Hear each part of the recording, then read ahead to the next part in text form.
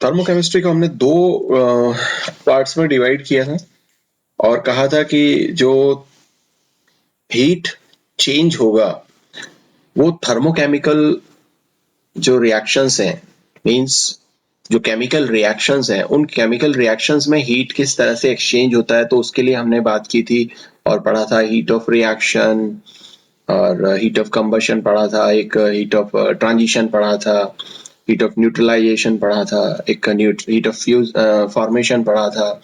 तो ऐसे करके कुछ केमिकल चेंजेस के दौरान जो हीट एक्सचेंज होता है, तो उन कुछ प्रोसेसेस के बारे में देखा था और उस हीट को हम एंथैल्पी क्यों बोलते हैं उस बारे में भी मैंने आपको बताया था कि सारी के सारी जो हमारे प्रोसेसेस हैं, केमिकल प्रोसेसेस, इनको हम ओपन कंटेनर में करते हैं तो प्रेशर जो है वो वहां पे कांस्टेंट रहता है, तो दैट इज व्हाई वो जो हीट कंटेंट है उसको हम एंथैल्पी बोलते हैं और इसी वजह से हम ब्रैकेट में हीट लिखते हैं इसको, वैसे एंथैल्पी ऑफ फ्यूजन या enthalpy of reaction, combustion, transition, जो भी हमने बात की।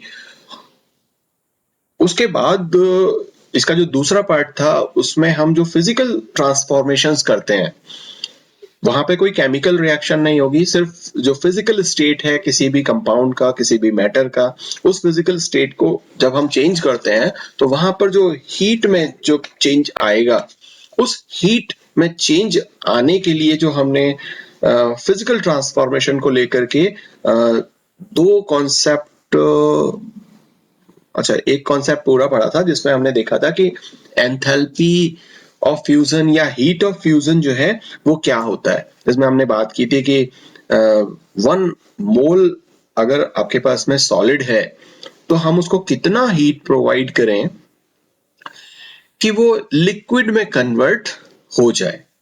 ठीक है, तो जाहिर सी बात है कि ये जो प्रोसेस है उसमें मैंने आपको कहा था कि आइसोथर्मल प्रोसेस होगा। क्यों? क्योंकि जब भी आप किसी भी चीज को फ्यूज करोगे, फ्यूजन मतलब मेल्टिंग, तो मेल्टिंग के दौरान जो टेम्परेचर है वो नहीं बढ़ता, बल्कि क्या होता है उस सिस्टम के द्वारा काम किया जाता है। जैसे कि हमने यहाँ पर एक क्रिस्टल का एग्जांपल लिया, ये आइस का एग्जांपल लिया था, जिसमें हमने कहा था कि ये 0 डिग्री सेल्सियस पर है और जब हम इसको हीट प्रोवाइड करना शुरू करते हैं तो होगा क्या कि ये मेल्ट होने लगेगी या फ्यूजन इसका होने लगेगा, और फ्यूजन जब होगा तो टेम्परेचर नहीं बढ़ेगा, वो जो हीट हम इसको दे रहे हैं वो हीट, टोटल हीट जो भी हमने इसको प्रोवाइड की होगी वो किस काम आएगी, वो सिर्फ और सिर्फ इसकी फिजिकल स्टेट को चेंज करने में काम आएगी कि ये जो सॉलिड स्टेट में है इसको ये लिक्विड स्टेट में लेकर के चला जाएगा। तो जो इसकी इंटरनल एनर्जी में चेंज हुआ, उस इंटरनल एनर्जी में जो चेंज हुआ है वो किस काम आया, सिर्फ इसके सिस्टम के द्वारा जो वर्क किया गया, क्योंकि आप सिस्टम के द्वारा वर्क कैसे किया गया उस पर हमने यहाँ पे बात की थी कि जब हम इसको मेल्ट करते हैं तो आप देखोगे कि ये एक्सपैंड होता है। जो आइस है, आइस में जो वाटर मॉलिक्यूल्स प्रेजेंट होंगे जो यहाँ क्रिस्टल फॉर्म में थे वो क्या होंगे, अब दूर दूर जाना शुरू करेंगे, वो एक्सपैंड होगा। और एक्सपैंड अगर होता है तो सिस्टम के द्वारा काम किया जा रहा है, सिस्टम के द्वारा जब हम काम करते हैं तो हम वहां पर जो वर्क हो रहा है उसको हम क्या लेते हैं, माइनस में लेते हैं। तो इस वजह से यहाँ पे जो इंटरनल एनर्जी चेंज होगा वो माइनस डब्ल्यू के इक्विवेलेंट होगा और इंटरनल एनर्जी में किसी तरह का कोई चेंज हमें देखने को नहीं मिलेगा। क्यों? क्योंकि जो हीट हमने इसको प्रोवाइड की है, अगर टेम्परेचर बढ़ता तो हीट यहाँ पर आप देखते कि हीट यहाँ पर चेंज हो रही है, जब हीट ही नहीं बढ़ उसमें स्टोर ही नहीं हो रही है तो इंटरनल एनर्जी में चेंज भी नहीं होगा और सारी की सारी हीट जो भी काम आपने इसको दी है वो सारी की सारी हीट केवल एक्सपेंशन में यहाँ काम आ जाएगी। ओके, तो ये हमने बात की थी। और एक और दूसरा प्रोसेस हम देख रहे थे कि जब ये एक बार लिक्विड में कन्वर्ट हो जाता है तो अब हम इसको जब टेम्परेचर प्रोवाइड करते हैं तो ये जो लिक्विड है ये उस हीट को एब्जॉर्ब करके और गैस में कन्वर्ट होगा या गैसियस फेज में कन्वर्ट होगा। तो इसका फिजिकल ट्रांसफॉर्मेशन यहाँ पर होगा कि स्टेट कैसा है, पहले लिक्विड है और अब जो फाइनल स्टेट है जब हमने इसको हीट प्रोवाइड किया तो ये गैसियस स्टेट में पहुंच गया। तो इस पर्टिकुलर हीट को जो कि किसी भी सब्सटेंस के लिक्विड से गैस में कन्वर्ट करने के लिए जो रिक्वायर्ड हीट होती है या जरूरी हीट होती है या जो आवश्यक हीट होती है उसको हम हीट ऑफ वेपराइजेशन या heat of enthalpy of vaporization बोलते हैं।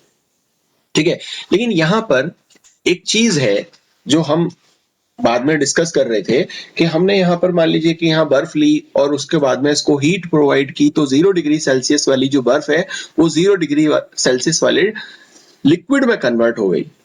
लेकिन इस दौरान इस प्रोसेस के दौरान जिस प्रोसेस में ये यहाँ कन्वर्जन हुआ आइस से और इस लिक्विड में, यहाँ पर किसी तरह का कोई जो हीट है वो स्टोर नहीं हुआ, और हीट स्टोर नहीं हुआ इसलिए ये प्रोसेस कैसा था, ये आइसोथर्मल प्रोसेस था, जहां पर हीट में किसी टाइप का कोई टेम्परेचर में किसी टाइप का कोई चेंज नहीं आ रहा, 0 डिग्री बाद में भी 0 डिग्री। अब हम इसको हीट प्रोवाइड करते हैं। अब ये 0 डिग्री से लेकर के और जब तक ये 100 डिग्री पर पहुंचेगा, मतलब कि स्टीम बनने से पहले या वेपर बनने से जस्ट एकदम पहले वाली जो स्थिति आएगी, उस स्थिति को हम बोलेंगे कि अभी भी ये लिक्विड फॉर्म में ही है, वेपराइज अभी हुआ नहीं है। तो इस पर्टिकुलर टाइम में ये जो हीट हमने इसको प्रोवाइड की है वो क्या हो रही है, स्टोर हो रही है। और इसको हम आइसोथर्मल प्रोसेस नहीं बोलेंगे, ये आइसोथर्मल प्रोसेस नहीं है। क्यों? क्योंकि यहाँ पे टेम्परेचर चेंज हो रहा है। 0 डिग्री से हमने यहाँ पर जब हीट प्रोवाइड किया है तो ये 100 डिग्री हो गया, तो टेम्परेचर सेम नहीं रहा, टेम्परेचर सेम नहीं रहा, इसलिए हम ये कहेंगे कि ये आइसोथर्मल प्रोसेस नहीं है। अब जब ये 100 डिग्री पहुंच जाता है, उस समय इसको हम थोड़ा सा हीट जैसे ही प्रोवाइड करेंगे, वैसे ही ये जो लिक्विड है ये वेपराइज हो जाता है, और ये जो स्टीम बनेगी, इस स्टीम का टेम्परेचर जो है वो भी 100 डिग्री ही रहेगा, लेकिन इस पर्टिकुलर फॉर्म में ये लिक्विड फॉर्म में है इस स्टेट में, और इस स्टेट में ये वेपर फॉर्म में है या गैसियस फॉर्म में।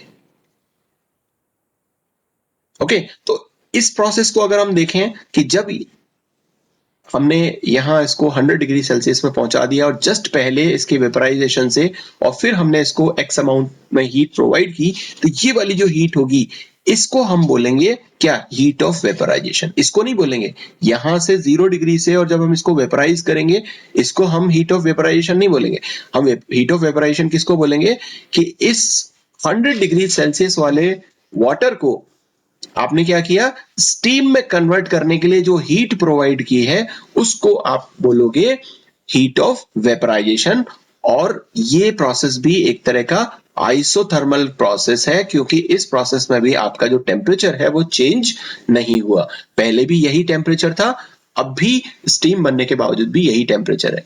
ठीक है ना। अब जो हीट बाद में जो प्रोवाइड की है वो हीट किस काम आई है, वो इसको एक्सपेंड करने में काम आई है, क्योंकि देखो लिक्विड के मॉलिक्यूल्स पास पास होते हैं, और जब ये एक्सपेंड होंगे तो इसके मॉलिक्यूल्स दूर दूर होंगे, इसके वंडरवाल फोर्सेस जो हैं वो कम होंगे, क्योंकि वो हीट आप प्रोवाइड कर रहे हो, काइनेटिक एनर्जी बढ़ेगी और ये मॉलिक्यूल दूर दूर जाकर के वेपर के फॉर्म में कन्वर्ट हो जाएंगे। लेकिन सवाल ये उठता है कि जब आपने इस लिक्विड को जो 0 डिग्री सेल्सियस पर था, और जब आपने इसको इस लिक्विड को 100 डिग्री सेल्सियस वाला लिक्विड बनाया, इस पर्टिकुलर दौरान, इस प्रोसेस के दौरान कितनी हीट स्टोर हुई है, ये जो स्टोर होने वाली जो हीट है इसकी क्वांटिटी कैसे निकाली जाए। क्योंकि जरूरी नहीं है कि आप 100, अगर आपको बोला जाए कि आपको वेपराइज करना है किसी सब्सटेंस को, तो आप उसको पहले उतने डिग्री तक बढ़ाओ, मतलब हीट दे करके उसका टेम्परेचर को, जब वो एकदम बॉयल होना शुरू होगा, मतलब उसके बॉइलिंग पॉइंट तक लेकर के जाओ, तो ऐसी सिचुएशन आपके पास में हमेशा नहीं होती है। हमेशा आपको जो मिलता है वो नॉर्मल पानी आपको, अगर ये तो हम एग्जांपल वाटर का ले रहे हैं, तो वाटर में आपको कौन सा दे रहा हूँ, वाटर में दे रहा हूँ जो आपका नॉर्मल टेम्परेचर का पानी है, जो 25 डिग्री 27 डिग्री जो हमारा रूम टेम्परेचर है, उस टेम्परेचर पर जो वाटर है वो हमने आपको प्रोवाइड किया। तो लेट्स से कि ये टेम्परेचर जो था वो इनिशियली 25 डिग्री सेल्सियस था, और अब आपको हीट ऑफ वेपराइजेशन देखना है। तो अब आप जब इसको हीट प्रोवाइड करोगे तो सबसे पहले तो ये 100 डिग्री में कन्वर्ट होगा, और उसके बाद में फिर यहाँ पर क्या होगा, ये स्टीम बनाएगा या वेपराइज होगा।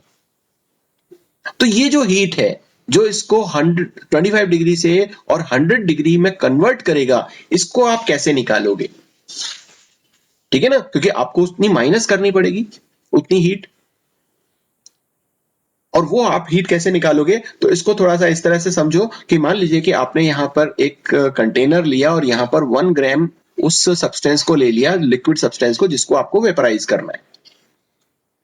अब इसका टेम्परेचर लेट से 25 डिग्री सेल्सियस था और अब हम इसका टेम्परेचर बढ़ा करके क्या करने वाले हैं, हम इसका टेम्परेचर मान लीजिए 26 डिग्री करने वाले हैं। 1 डिग्री बढ़ाना चाहते हैं। इस 1 ग्राम वाटर को 1 ग्राम ऑफ वाटर को जो 25 डिग्री सेल्सियस पर है, इसके टेम्परेचर को हम 1 डिग्री बढ़ा करके 26 डिग्री सेल्सियस करने वाले हैं। और इस टाइम पर जो भी हीट हम इसको प्रोवाइड करेंगे उसको हम बोलते हैं स्पेसिफिक हीट। स्पेसिफिक हीट, इसको हम Q से रिप्रेजेंट करते हैं, Q स्पेसिफिक से। ओके, तो 1 ग्राम ऑफ सब्सटेंस का टेम्परेचर 1 डिग्री बढ़ाने पर जो हीट काम आती है या जरूरी होती है उसको हम स्पेसिफिक हीट बोलते हैं। और ये हर सब्सटेंस की अलग अलग होती है। लेकिन आपने यहां पर क्या लिया, यहां पर आपने ये तो डेफिनेशन आपने बोल दी 1 ग्राम, लेकिन अगर आपने यहां पर पानी ज्यादा लिया, ये जो लिक्विड आप ले रहे हो, ये लिक्विड लेट से मैंने आपको यहां पर 100 ग्राम्स दिया, या ये आप ग्राम्स में भी नहीं लेते, आप यहां पर लेते हो मोल्स में, तो लेट से कि मैंने आपको 1 मोल दिया, 1 मोल, तो 1 मोल का मतलब हो गया कि वाटर अगर हम आ रहा है तो 18 ग्राम ऑफ वाटर जो है वो मैंने आपको प्रोवाइड किया है। तो इस 18 ग्राम वाटर को 100 डिग्री तक पहुंचाने के लिए जो हीट काम आएगी वो क्या कहलाएगी, हीट ऑफ वेपराइजेशन। मतलब ये सॉरी, हीट जो है वो इसमें स्टोर होगी। और वो जो टोटल हीट जो स्टोर होने वाली है वो किस किस चीज पे डिपेंड करेगी कि साहब उसका Q स्पेसिफिक क्या है, कितनी वैल्यू है वो Q स्पेसिफिक की, कि 1 ग्राम को कितने में करते हैं, तो फिर इसको ये जो मास हमने लिया है वो मास से मल्टीप्लाई कर देंगे। और कितना डिग्री टेम्परेचर हम बढ़ाना चाहते हैं, ये जो डेल्टा है T है, तो हमने यहां पर क्या लिया, 1 डिग्री से बढ़ाने के लिए इस पर्टिकुलर पोजीशन में, ये जो हमने यहां पर एग्जांपल लिया इसमें 1 डिग्री से बढ़ाने के लिए हमने लिया मास, कितना लिया, हमने लिया 1 ग्राम, और स्पेसिफिक हीट हमारी आ गई। अगर ये आ गई तो ये हमारे पास में टोटल हीट Q स्पेसिफिक के बराबर होगी। ये जो टोटल हीट है, टोटल हीट ये Q स्पेसिफिक के बराबर होगी। लेकिन अगर ये 1 मोल हुआ तो means Q specific multiplied by 18 इसलिए क्यों, क्योंकि हमने 1 मोल वाटर लिया है। और उसका टेम्परेचर हम कितना बढ़ा रहे हैं, हम उसका टेम्परेचर बढ़ा रहे हैं 75 डिग्री सेल्सियस।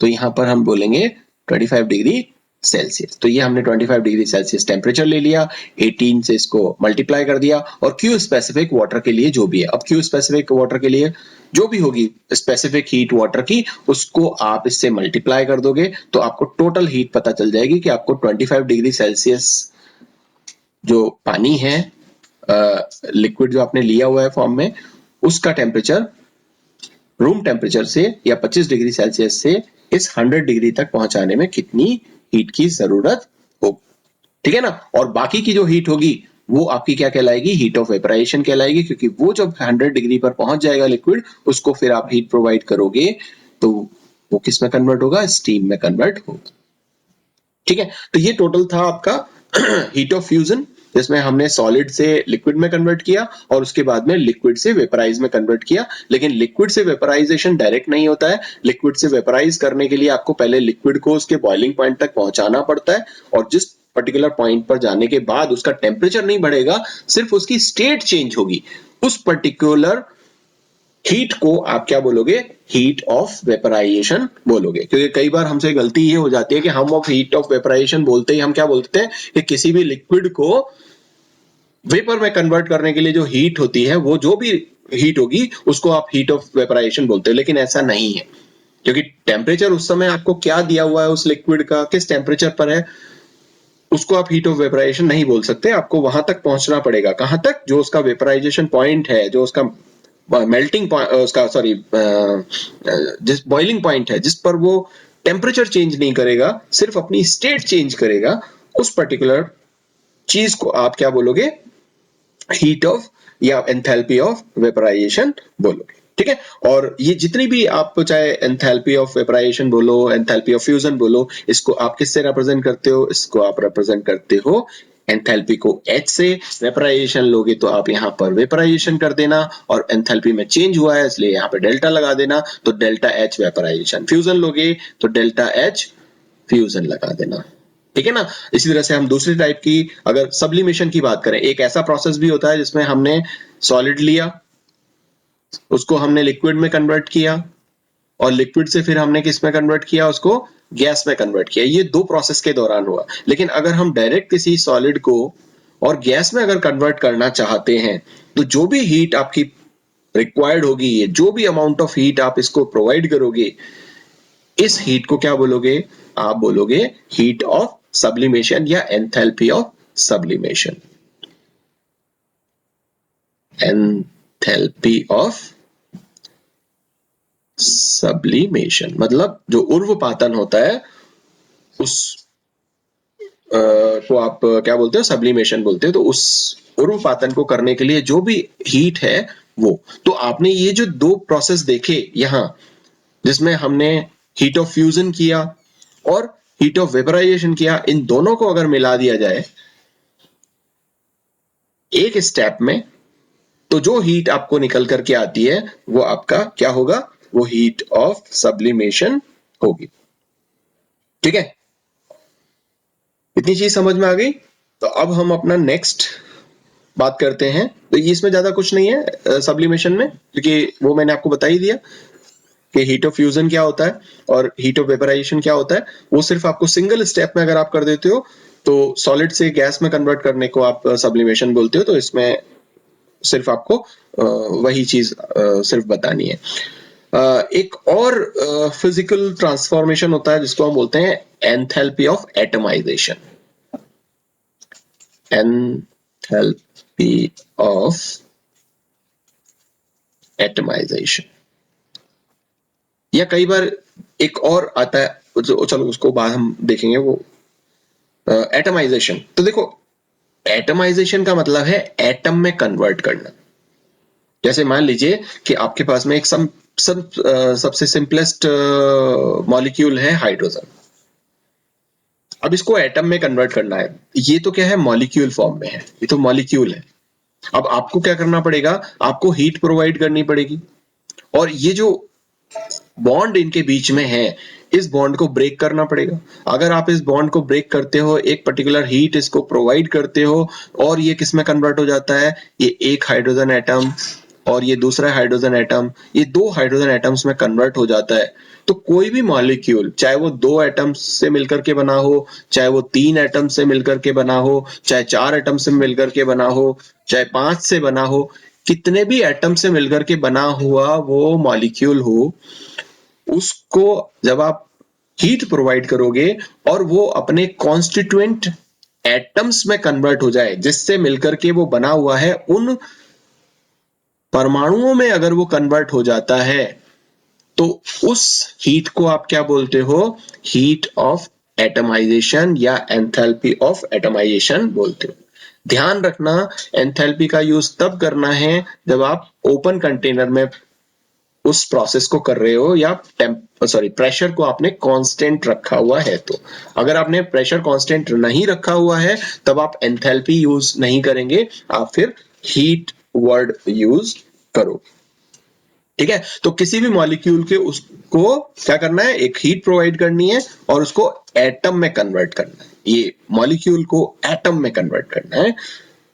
उस हीट को आप क्या बोलोगे? हीट ऑफ एटमाइजेशन या एंथैल्पी ऑफ एटमाइजेशन। अब मान लो कि ये एटम्स बन गए, तो एक और आप यहाँ पे फिजिकल प्रोसेस पढ़ते हो जिसको आप बोलते हो enthalpy of ionization. Enthalpy of ionization क्या होता है? आयंस में कन्वर्ट करना। मान लीजिए कि मैंने आपको सोडियम दिया और कहा कि साहब इसको सोडियम आयन में कन्वर्ट कर दो। अब आप क्या बोल दोगे कि साहब इस सोडियम को हम हीट प्रोवाइड करेंगे और आयन में कन्वर्ट कर देंगे, तो जो भी हीट रिक्वायर्ड होगी उसको आप हीट ऑफ आयनाइजेशन बोलोगे, बट ऐसा नहीं है। क्योंकि हीट ऑफ आयनाइजेशन के लिए क्या जरूरी है, क्योंकि मैंने जो आपको सोडियम दिया है वो किस फॉर्म में दिया है, वो मैंने आपको सॉलिड फॉर्म में दिया है। अब आप इसको हीट प्रोवाइड कर रहे हो, तो जब मैं इसको हीट प्रोवाइड करूंगा तो पहले तो ये जो सोडियम है ये मेल्ट हो जाएगा, लिक्विड में कन्वर्ट हो जाएगा। उसके बाद मैं और हीट प्रोवाइड करूंगा तो ये जो सोडियम है ये गैस में कन्वर्ट होगा, और उसके बाद में मैं फिर और हीट प्रोवाइड करूंगा, देन फिर सोडियम के आउटर मोस्ट शेल का जो इलेक्ट्रॉन है वो निकल जाएगा और वो आयन में कन्वर्ट होगा। तो इट मींस ये कि जब आप इसको सॉलिड से और गैस में कन्वर्ट करते हो, उस हीट को आप यहां पर कंसीडर नहीं करोगे।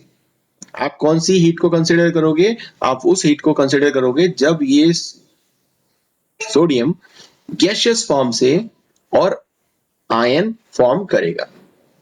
ठीक है, इसीलिए जब आप आयनाइजेशन एनर्जी देखते हो, आपने पढ़ा होगा अपनी लोअर क्लास में कि आयनाइजेशन एनर्जी क्या होती है, कि किसी भी गैसियस आइसोलेटेड एटम के आउटर मोस्ट शेल के लूजली बाउंड इलेक्ट्रॉन को रिमूव करने के लिए जितनी एनर्जी रिक्वायर्ड होती है उसको आप आयनाइजेशन एनर्जी बोलते हो। तो वो एनर्जी हो या एंथैल्पी हो या हीट हो, एक ही बात है। ठीक है, तो यहां पर आपको क्या बताना है, ये ध्यान रखना है जब भी आप इसको डिफाइन करें, इसकी डेफिनेशन दें, तो आप ऐसे नहीं बोलोगे कि सोडियम मेटल के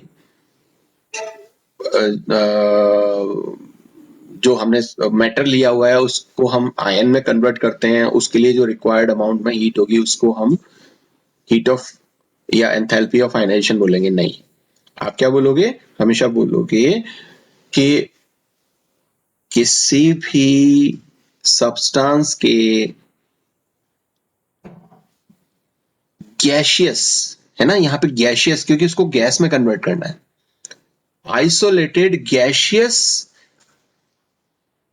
एटम, आइसोलेटेड गैसियस एटम, मैं लिख देता हूं आपको, आइसोलेटेड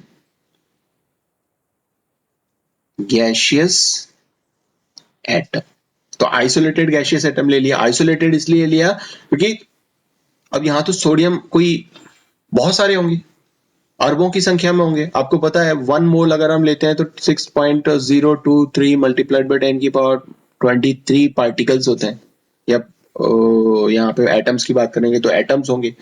तो इतने,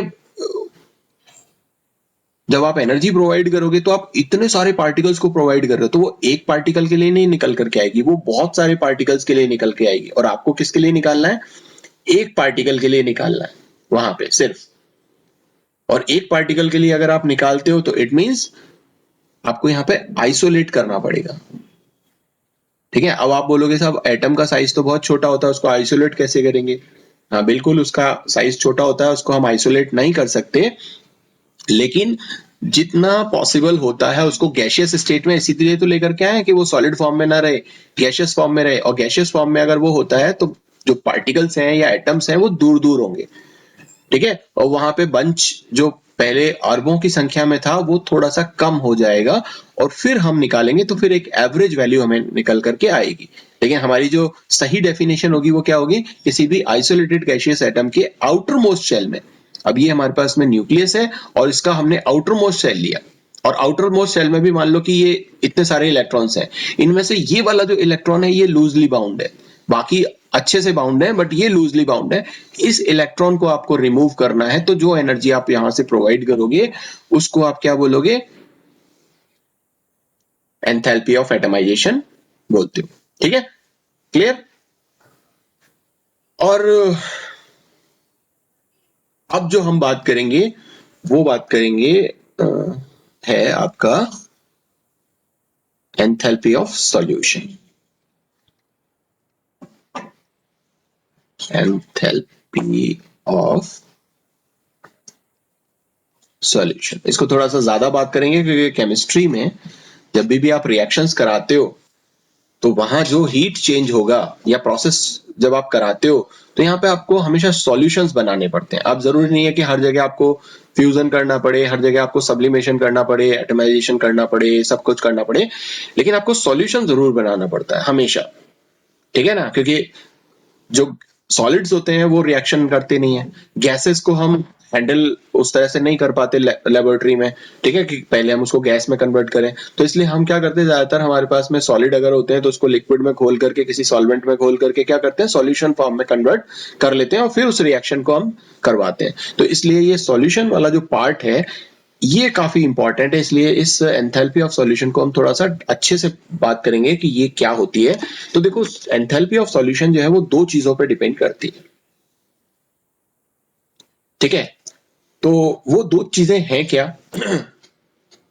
तो इसको हम बात करेंगे, ये डेल एच, और इसको हम बोलेंगे सॉल्यूशन। और ये दो चीजों पे डिपेंड करेगी, एक डिपेंड करेगी enthalpy of lattice energy, lattice, enthalpy of lattice,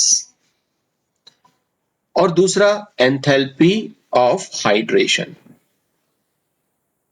hydration इसलिए लिया है क्योंकि हमने वाटर लिया। अगर हम यहां पर देखो, सॉल्यूशन जब हम बनाते हैं तो सॉल्यूशन दो चीजों से मिलकर बना होता है। क्या? एक तो होता है हमारे पास में सॉल्यूट पार्ट जो विलेय है, जिसको आप सॉल्यूट बोलते हो, और दूसरा होता है सॉल्वेंट जिसको आप विलायक बोलते हो। दोनों का अलग अलग काम है। सॉलिड जो है वो सॉलिड लिक्विड गैस कुछ भी हो सकता है, सॉल्वेंट जो है वो सॉलिड लिक्विड गैस कुछ भी हो सकता है, बिकॉज दो चीजों को मिलाने पर अगर वो रिएक्शन नहीं करते हैं और आपस में मिक्स हो जाते हैं तो उसको हम सॉल्यूशन बोलते हैं। ये आप छोटी क्लासेस में पढ़ चुके हैं, ठीक है? लेकिन जब हम केमिस्ट्री के यहाँ पे सॉल्यूशन बनाते हैं तो हम डायरेक्टली बात कर रहे होते हैं किस चीज की? हम बात कर रहे होते हैं लिक्विड की, कि हमारा जो सॉल्यूशन होगा वो किस फॉर्म में होगा? वो लिक्विड फॉर्म में होगा। तो यहाँ ये जो सॉल्वेंट है वो हमारे पास में क्या है? लिक्विड फॉर्म में होगा। तो इसमें कोई चेंज हम नहीं करेंगे। अब ये जो सॉल्यूट है, ये सॉल्यूट हमारे पास में कई तरीके के हो सकते हैं, जिसमें दो मेन तरीके हैं। क्या? अब ये दो मेन तरीके क्या हैं, इसको हम यहां पर, या तो ये हो सकता है इलेक्ट्रोलाइट, क्योंकि जब सॉल्यूट आप बनाते हो तो सॉलिड दो तरीके से आप उसको डिवाइड करते हो, क्लासिफाई करते हो, और दूसरे होते हैं आपके नॉन इलेक्ट्रोलाइट। अब इलेक्ट्रोलाइट और नॉन इलेक्ट्रोलाइट क्या होते हैं? तो देखो, इलेक्ट्रोलाइट वो होता है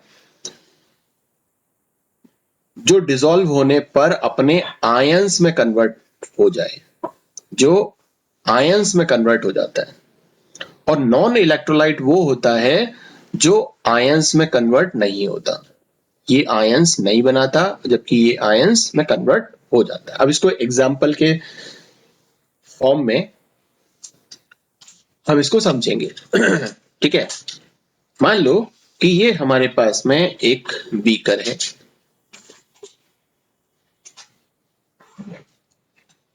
और इस बीकर में मैंने भरा है पानी। हम सॉल्वेंट, एज अ सॉल्वेंट जो है वो वाटर ले लेते हैं, क्योंकि वाटर जो है वो ज्यादातर हमारे जो केमिकल केमिस्ट्री में हम जितनी भी केमिकल्स बनाते हैं, सॉल्यूशंस बनाते हैं, वो सब वाटर में ही बनाते हैं ज्यादातर। वो एक यूनिवर्सल सॉल्वेंट भी है, इसलिए हम यहाँ पर ले लेते हैं ये वाटर। ये हमने वाटर ले लिया। अब मैं इसमें क्या करता हूं, अब मैं इसके अंदर कैल्शियम कार्बोनेट डालता हूं। ये मैंने इसमें कैल्शियम कार्बोनेट डाला, तो क्या होगा? अब जैसे ही मैं इसमें कैल्शियम कार्बोनेट डालूंगा तो ये कैल्शियम कार्बोनेट इस वाटर के साथ में जाएगा, और ये कैल्शियम कार्बोनेट किस फॉर्म में होता है? ये सॉलिड फॉर्म में होता है। और सॉलिड का मतलब है किसी ना किसी तरीके के क्या है? क्रिस्टल्स वहां पर है, ठीक है ना? वो किसी ना किसी तरीके के क्रिस्टल्स जो हैं उस सॉलिड के वहां पर प्रेजेंट है। अब ये सबसे पहले क्या होगा? इन क्रिस्टल्स को तोड़ा जाएगा, और क्रिस्टल्स तोड़ने के लिए जिस एनर्जी की जरूरत होती है उसको हम बोलते हैं लैटिस एनर्जी, जालक ऊर्जा। क्योंकि ये जो जाल बनेगा, ये जो क्रिस्टल्स हैं, ये क्रिस्टल क्या होंगे, जैसे एक ईंट लगी हुई है, दूसरी ईंट लगी हुई है, तीसरी ईंट लगी हुई है, चौथी ईंट लगी हुई है, तो आपको इसको एक एक ईंट करके तोड़ना पड़ेगा ना। ये इसका पूरा जालक बना हुआ है, जाल बना हुआ है ईंटों का। ऐसे इनके क्रिस्टल्स का क्या है, जाल बना हुआ है। और इन क्रिस्टल्स का जाल बना हुआ है तो उसको हम बोलते हैं लैटिस। और इसको तोड़ने के लिए जिस एनर्जी की जरूरत होती है उसको हम बोलते हैं लैटिस एनर्जी। ओके, तो हमको इसके क्रिस्टल तोड़ने पड़ेंगे। अब वो एनर्जी कहां से आएगी, हम तो नीचे से हीट प्रोवाइड नहीं कर रहे इसको, हम सिंपली वाटर ले रहे हैं और पानी के अंदर हम इस कैल्शियम कार्बोनेट को डाल देते हैं। तो जब इसके अंदर ये जाएगा तो जाहिर सी बात है, ये जो सॉल्वेंट है, इस सॉल्वेंट से की जो स्पेसिफिक हीट होती है, जो एक सॉरी क्या कहते हैं, लेटेंट हीट होती है, गुप्त ऊष्मा, है ना, गुप्त ऊष्मा या लेटेंट हीट के बारे में आपने पढ़ा होगा। उस एनर्जी को ये काम में लेगा और इस कैल्शियम कार्बोनेट के क्रिस्टल्स को तोड़ेगा और लेटिस एनर्जी जितनी भी चाहिए होती है वो यहां पर सॉल्वेंट से ले ली जाती है। ठीक है, और ये डिसॉल्व हो जाता है, ये कैल्शियम कार्बोनेट जो है वो डिसॉल्व हो जाता है इसके अंदर। अब एक बात समझो कि हमने तो एनर्जी दी नहीं है, एनर्जी कहां से निकली है, इस वाटर से ही निकाली गई है। तो इस पानी का जो टेम्परेचर है वो क्या हो जाएगा, डिक्रीज हो जाएगा। जो टेम्परेचर है वो क्या हो जाएगा, डिक्रीज। यहां पर टेम्परेचर डिक्रीज हो जाएगा, घट जाएगा, ठंडा हो जाएगा ये, या ये कह सकते हैं कि ये ठंडा हो जाएगा। अब सवाल क्या उठता है कि जब ये डिसॉल्व हो जाएगा तो ये दो तरह के आयंस में बटेगा, किसमें, कैल्शियम 2+ और कार्बोनेट, ये दो तरह के आयंस बनाएगा। ठीक है ना, ये इस तरह से टूट जाएगा, डिसोशिएट हो जाएगा, क्योंकि इलेक्ट्रोलाइट्स वही होते हैं जो डिसोशिएट होकर के आयंस बनाते हैं। तो ये calcium chloride, calcium carbonate, calcium और कार्बोनेट दो आयंस में डिसोशिएट हो जाता है। अब ये जो कैल्शियम है हमारे पास में 2+, इस पर पॉजिटिव चार्ज है, और ये जो वाटर होता है हमारे पास, ये वाटर कैसा होता है, ये वाटर होता है ऐसा, पोलर है वो भी, इस पर पार्शियल पॉजिटिव चार्ज होता है और इस ऑक्सीजन पर पार्शियल नेगेटिव चार्ज होता है। तो इसका जो नेगेटिव वाला जो पार्ट है, ये जो ऑक्सीजन वाला जो पार्ट है, इसको ये अपनी तरफ खींचेगा, इस पर पार्शियल नेगेटिव, ऐसे ही इधर, और चारों तरफ क्या कर लेगा, वाटर मॉलिक्यूल्स को अपने चारों तरफ अट्रैक्ट कर लेगा, या ये कह सकते हैं कि वाटर मॉलिक्यूल्स इसको चारों तरफ से घेर लेंगे। और वाटर मॉलिक्यूल्स जब इसको चारों तरफ से घेर लेंगे, इसी प्रोसेस को हम बोलते हैं क्या, हाइड्रेशन। और जब भी कभी अपोजिट चार्ज वाले, मतलब पॉजिटिव चार्ज वाले और नेगेटिव चार्ज वाले जो पार्टिकल्स हैं, ये जब पास आते हैं, अट्रैक्शन होता है, तो जो यहां पर अट्रैक्शन के दौरान क्या होता है, हीट निकलती है, हीट निकलती। ओके, तो जब ये हाइड्रेशन होगा और ऐसे ही यहां पर ये जो कार्बोनेट है, ये कार्बोनेट क्या करेगा, ये CO3 2-, ये जो कार्बोनेट है ये भी अट्रैक्ट करेगा किसको, पॉजिटिव चार्ज वालों को, कि इसके पास नेगेटिव चार्ज है, तो ये जो H+ वाला जो सिरा है, इसको ये अपनी तरफ अट्रैक्ट करेगा, ये हाइड्रोजन वाला जो सिरा है इसको अपनी तरफ अट्रैक्ट कर लेगा।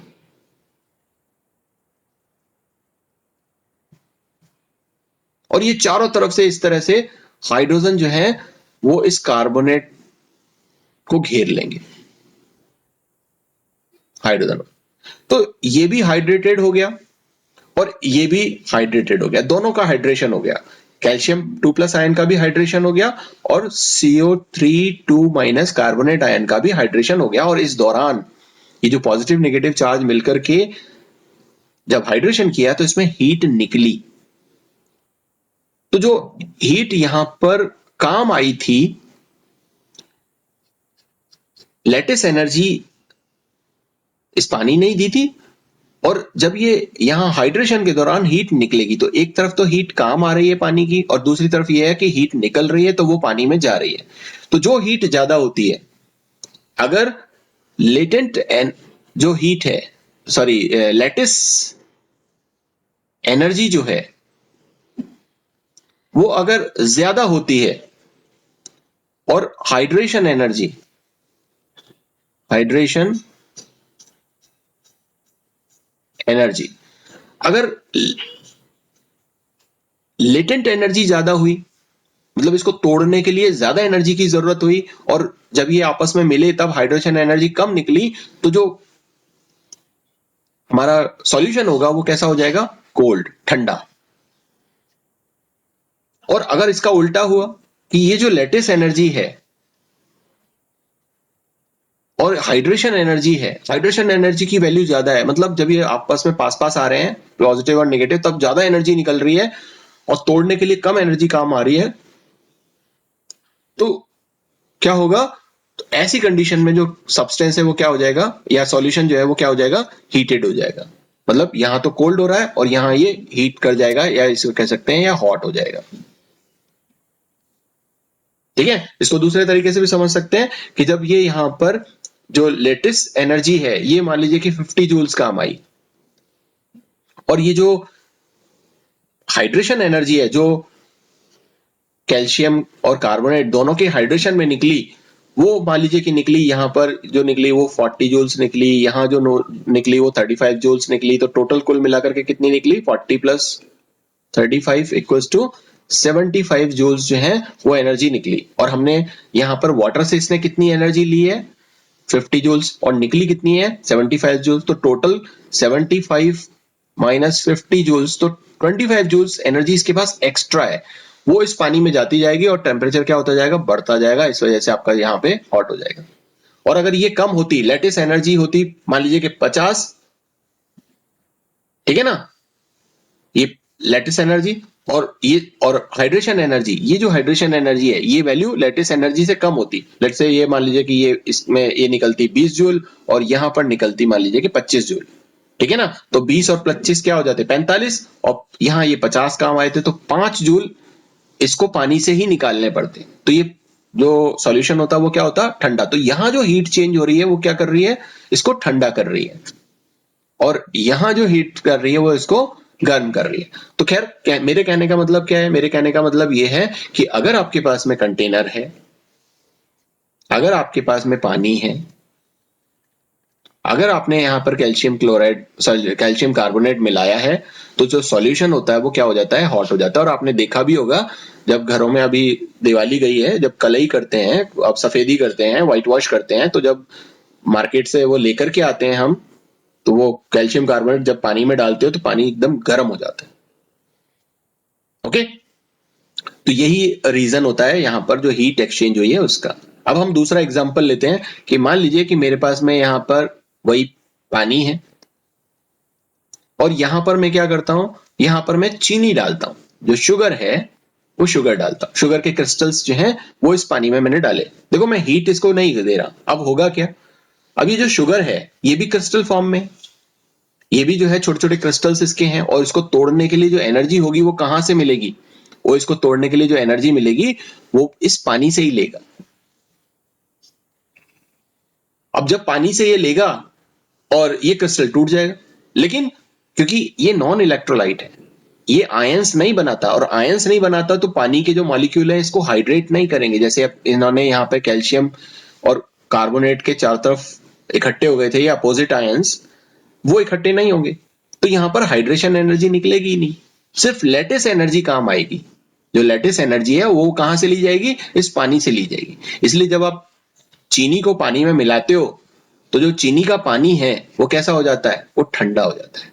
जो पहले का टेम्परेचर होता है उससे कम टेम्परेचर उसका हो जाता है शुगर वाटर। इसी तरह से यहां पर आप क्या काम में लो? यहां वही पानी लो, और यहां पर एक आपने ले लिया, मान लीजिए कि HNO3 ले लिया। अब HNO3 में क्या होगा? अब ये क्रिस्टल तो नहीं है, ये लेटिस तो नहीं है, सॉलिड नहीं है, सॉलिड नहीं है तो यहां पर लेटिस एनर्जी होगी नहीं। अब क्या होगी? जैसे ही आप इसको मिलाओगे, ये भी लिक्विड फॉर्म में है, पानी भी लिक्विड फॉर्म में है, जैसे ही आप इसको मिलाओगे तो ये जो HNO3 है ये किसमें कन्वर्ट हो जाएगा?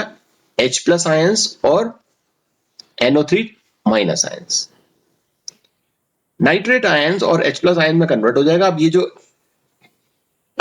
दो आयंस बने हैं ये वाटर मॉलिक्यूल के जो अपोजिट चार्जेस हैं उनको अट्रैक्ट कर लेगा। ये H प्लस जो है वो ऑक्सीजन वाले पार्ट को अट्रैक्ट कर लेगा सब तरफ से, और ये जो नाइट्रेट है ये हाइड्रोजन वाले पार्ट को अट्रैक्ट कर लेगा, और इस दौरान जब पॉजिटिव और नेगेटिव चार्ज एक दूसरे को अट्रैक्ट करेंगे तो एनर्जी क्या होगी, रिलीज होगी। तो यहां देखो काम तो आई नहीं, लैटिस था ही नहीं, यहाँ पे जालक था ही नहीं जिसको तोड़ने के लिए ये पानी से एनर्जी लेता, सिर्फ एनर्जी यहाँ पर निकली निकली, और निकली इस वजह से ये जो जब भी आप इसको मिलाओगे तो ये जो सॉल्यूशन है कैसा हो जाएगा, हॉट हो जाएगा। ओके, तो इस तरह से मैं जो आपको यहां बताना चाह रहा था कि सॉल्यूट जो है वो कैसा है, इस बात पे डिपेंड करता है कि ये जो एंथैल्पी ऑफ सॉल्यूशन है ये क्या होगी। तो कई जगह पे लेटिस एनर्जी काम आएगी, कई जगह पे हाइड्रेशन एनर्जी काम आएगी। तो जहां पर हाइड्रेशन एनर्जी काम आती है,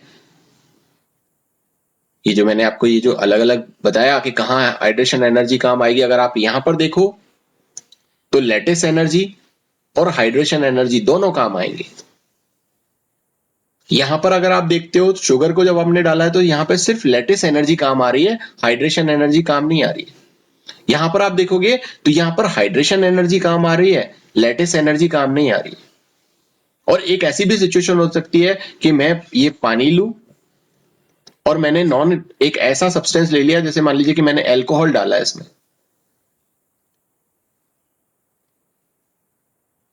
ये वाटर था इसमें अल्कोहल डाला, अब ना ना तो इसमें क्रिस्टल है और ना ही ये आयनिक है, तो यहां पर कुछ भी नहीं होगा, ना तो हाइड्रेशन एनर्जी काम आ रही है ना लेटिस एनर्जी काम आ रही है। तो इसका जो टेम्परेचर रहेगा वो सेम रहेगा, जैसा पहले टेम्परेचर था वैसा ही बाद का टेम्परेचर था। ठीक है, तो यहां पर ये जो मैंने आपको बताया कि इलेक्ट्रोलाइट या नॉन इलेक्ट्रोलाइट किस तरह का सॉल्यूट है। अब ये इलेक्ट्रोलाइट भी किस तरीके का, ये इलेक्ट्रोलाइट दो तरीके का हो सकता है, या तो ये सॉलिड हो सकता है जैसे कि कैल्शियम कार्बोनेट हमने लिया, या ये कैसा हो सकता है, ये लिक्विड हो सकता है जैसे कि हमने HNO3 लिया। यहां नॉन इलेक्ट्रोलाइट भी क्या हो सकता है, सॉलिड और लिक्विड हो सकता है। सॉलिड और लिक्विड जैसे नॉन इलेक्ट्रोलाइट हमने शुगर लिया यहाँ पे, और ये लिक्विड भी हो सकता है नॉन इलेक्ट्रोलाइट जैसे कि हमने क्या लिया, अल्कोहल लिया। ओके, तो ये अलग अलग तरीके का सॉल्यूट जैसा होगा, उसकी जैसी फिजिकल स्टेट होगी उस तरीके से एंथैल्पी ऑफ सॉल्यूशन यहाँ पर काम आ जाएगी कि कहां पर लेटिस एनर्जी काम आ रही है, कहां पे हाइड्रेशन काम आ रही है, कहां पे दोनों काम आ रही है, कहां पे सिर्फ एक काम आ रही है, और उससे आप क्या निकाल सकते हो, उसकी एंथैल्पी ऑफ सॉल्यूशन निकाल सकते हो। ओके, तो मैं समझता हूं कि आप लोगों को ये जो एंथैल्पी ऑफ सॉल्यूशन वाला जो पार्ट है, जो फिजिकल स्टेट हमने यहाँ पे चेंज की है, ये वाला जो पार्ट है ये पूरा का पूरा अच्छे से समझ में आ गया होगा। ठीक है, एक आप पढ़ते हो heat of dilution. Heat of dilution क्या होता है वो भी मैं फटाफट से बता देता हूं आपको।